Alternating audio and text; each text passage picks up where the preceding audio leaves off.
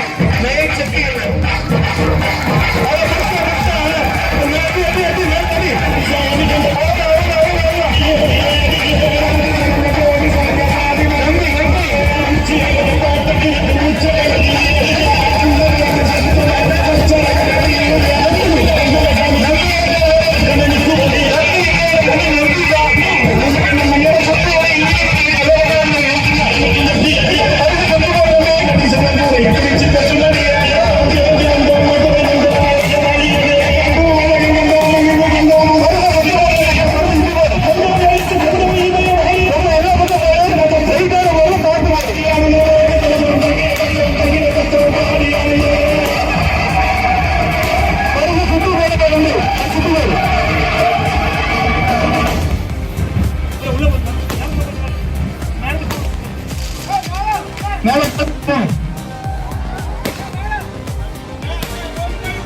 மேல மேல உள்ள பண்ணும் குட்டா உள்ள போகணும்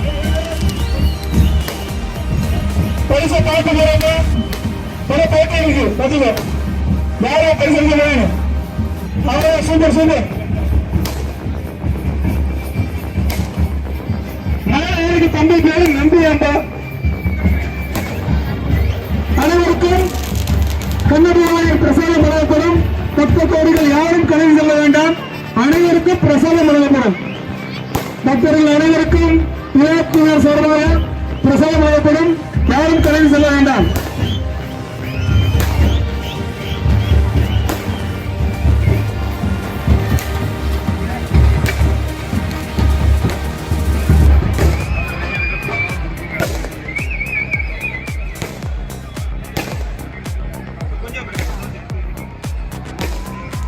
விளையாட்டுகள் இளைஞரணி வந்து பிரசாதம் எடுப்பாங்க எடுத்து கட்டியிருப்பாங்க விளையாட்டுகள் இளைஞரணி வந்து பிரசாதம் எடுத்துக்காங்க கொஞ்சம் பார்த்துவாங்க